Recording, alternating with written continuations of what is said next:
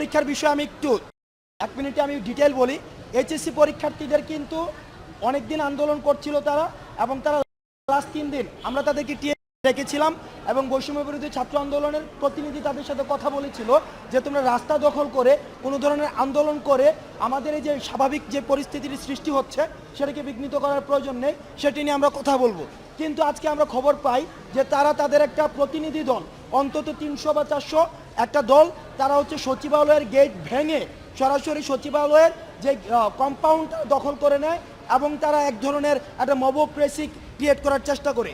আমরা খবর পেয়ে সেখানে যাই, এবং তাদের কাছ থেকে আমরা 3 জন বা 4 জন প্রতিনিধি নিয়ে আমরা সচিবের সাথে কথা বলতে যাই। কিন্তু দেখা যায় তাদের থেকে 3 জন বা 4 জন কোনো রাজি হননি, বরং তারা যেটি করতে চান তাদের যে 300 বা 400 যে মবটি ছিল এই পুরো মবটি নিয়েই তারা 18 তলায় উঠে যান। 18 তলায় উঠে গিয়ে আমাদের যে মাননীয় সচিব মহোদয় রয়েছেন তার রুম তারা হচ্ছে অবরুদ্ধ করে, এবং সেখানে হচ্ছে ঢাকা বোর্ডের যিনি চেয়ারম্যান ছিলেন এবং আন্ত বোর্ডের যিনি চেয়ারম্যান এবং আমি সহ সবাইকে তারা অবরুদ্ধ করে। আমরা তাদেরকে বিভিন্নভাবে বোঝানোর চেষ্টা করি এইচএসসি পরীক্ষা একটা গুরুত্বপূর্ণ পরীক্ষা, এটি যদি পরীক্ষা ছাড়া তোমরা যদি উত্তীর্ণ হও তাহলে সারা জীবনের জন্য একটি থেকে যাবে। এই স্টিগমা নিয়ে তোমার সারা জীবনের উচ্চশিক্ষার যে দাঁড়টি সেটিতে তোমাদের একটি সংকটের মধ্যে পড়তে হবে। কিন্তু তারা আমাদের কোনো কথাই শুনেনি, বরং সচিব মহোদয় থেকে শুরু করে আমাদের সবাইকে একটু অবরুদ্ধ করে এক ধরনের বিচ্ছিন্ন ব্যবস্থা, অর্থাৎ সেখানের যে ভাঙচুর বা বিভিন্ন বিষয় সেই দিকেও তারা চলে যায়।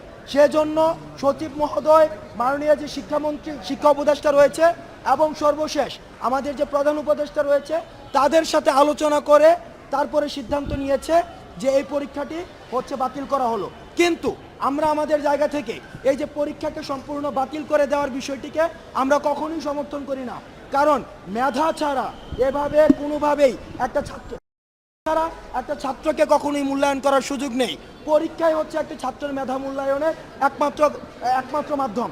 এই যে পরীক্ষা ছাড়া মূল্যায়নের মধ্য দিয়ে যারা প্রকৃত মেধাবী, যারা সারা বছর ধরে পড়াশোনা করেছে তাদেরকে মূলত অনুৎসাহিত করা হলো।